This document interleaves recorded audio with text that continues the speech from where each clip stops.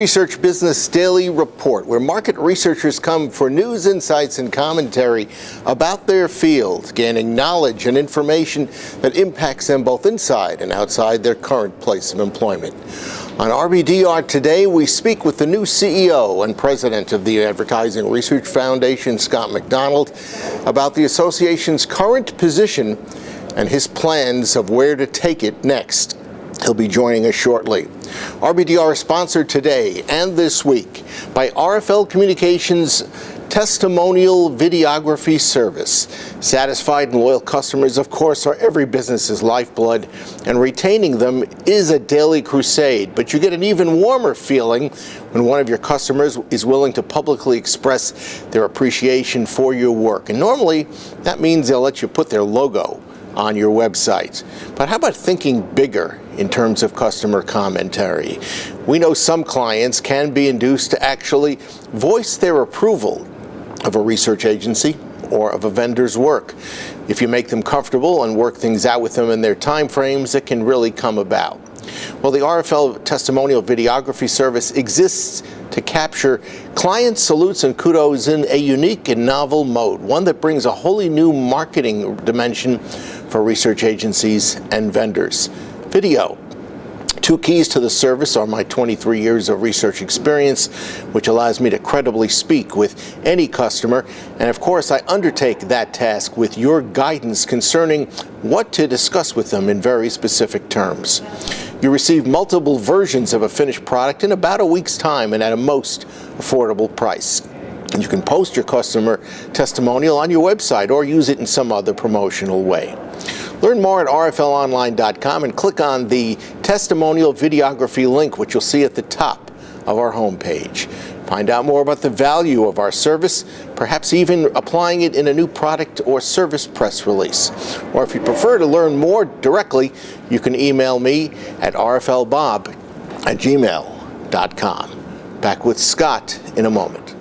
Scott, in your opening remarks today, you made reference to your predecessors and the good position they had left the ARF in. I guess that's a good place to start. Right. I mean, the ARF is an illustrious and venerable organization founded by the 4As and the ANA in 1936. So it's now 81 years old.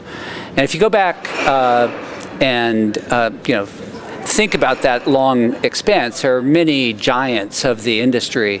I called out for particular attention my two immediate predecessors as president of the ARF, because I think they're quite significant and they provided the starting point on which I can be building. So you're talking about Bob Baracci and Gail Fugan. Exactly. So with Bob, he inherited the ARF at a particularly difficult time in its history, and he reinvented the place. He basically reinvented the business model and put it on a very sound financial footing. He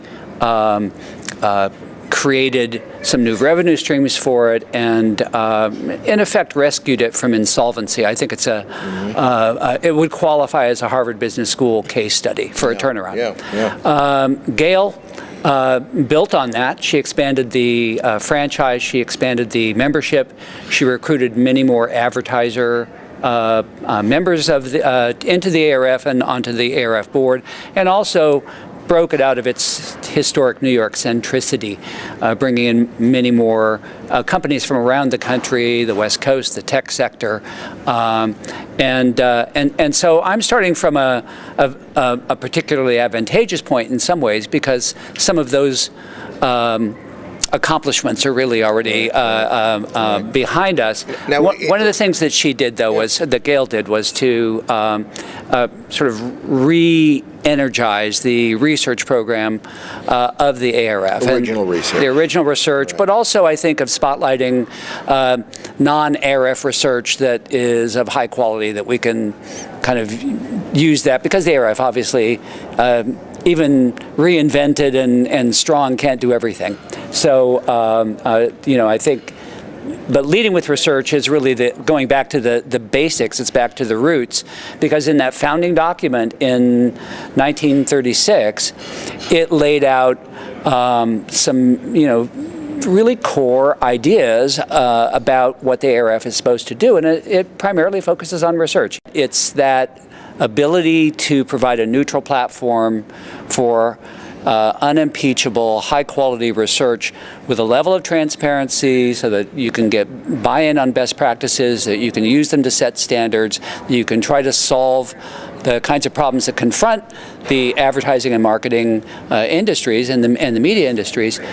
That's really the core differentiating. That's the reason to have an ARF. So I think that's really where you need to focus. You made pointed reference to some of the issues that existed back in 1936 and some that we face today, and you found great similarities. Just lay out a couple of them for us. Well, back in those early days, you had basic problems of how you measure media and how you plan for media across channels. Now, it was a much simpler world then.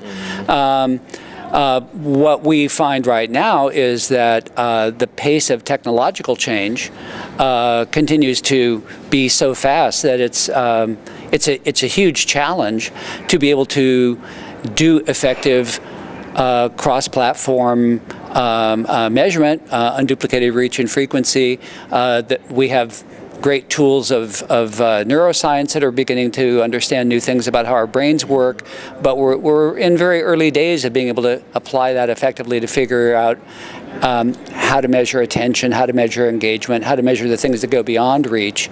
And then we're inundated with data. Our smartphones and digital assistants put out an awful lot of digital exhaust that is available for analysis, but the tools available for that are still rather primitive and not widely distributed across the industry. I think most of our member organizations, member companies are struggling with trying to figure out how to cope with, how to extract value from the data that they have, how to put data sciences in alignment with research functions, and develop good insights. So is that going to be the primary focus for you? Well, I think it's one of the foci. I mean, the reality is that the ARF is a broad organization, and it because it includes media companies, advertisers, advertising agencies, and research companies,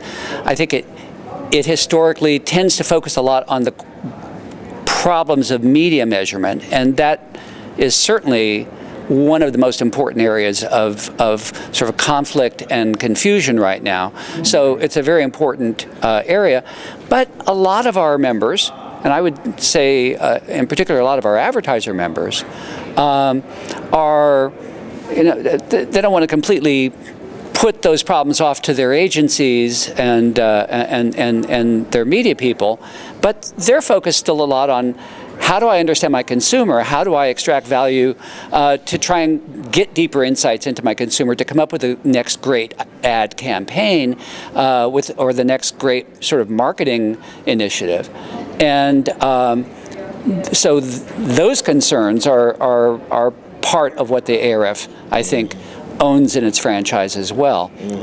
So it would include both the media things and the things that are intrinsic to understanding your consumer if you're an advertiser or marketer. Will a year or two from now, will we be talking about how Alexa and voice activated computers have changed the path to purchase? Yeah. Because those things are going to those things are going to be happening. Blockchain is very important in finance. Can that be used to clean up the digital corruption in the digital supply chain? Maybe. There are many ways in which the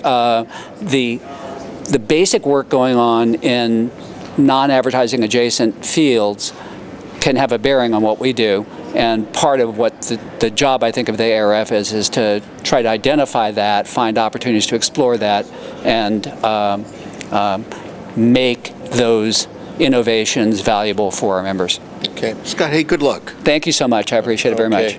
That's your Research Business Daily Report. We hope you have a great research day, and we'll see you back here tomorrow.